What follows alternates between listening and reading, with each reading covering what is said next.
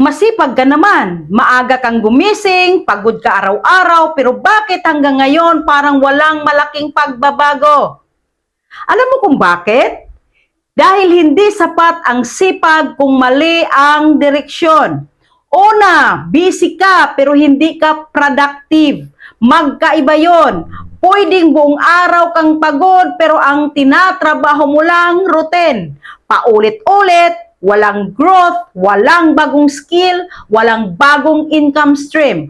Ang taong umaangat, hindi lang nagtatrabaho ng matagal, nagtatrabaho siya ng matalino. Tanungin mo ang sarili mo, yung ginagawa mo ba ngayon, magbibigay ba yan ng mas malaking resulta 5 years from now? O inuubos mo lang ang oras mo? Pangalawa, masipag ka pero wala kang malinaw na target.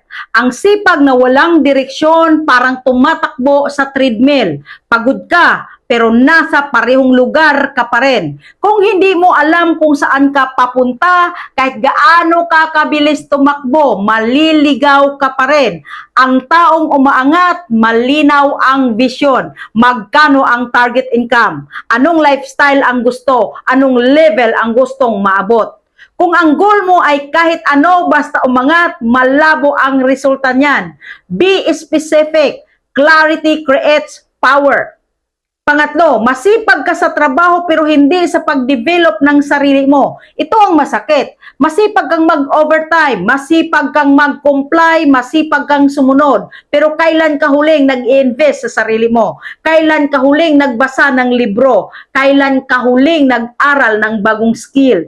Kailan ka huling lumabas sa comfort zone mo? Ang apat, nasa maling environment ka. Minsan hindi ka tamad, hindi ka kulang sa sipag. Nasa paligid ka lang ng mga taong average ang pangarap. Kapag ang pag-usapan araw-araw ay reklamo, chismis at pagod, mahihila ka pababa. Pero kapag ang paligid mo ay growth, pinag-usapan business, goals, strategy, mapipilitan kang umangat.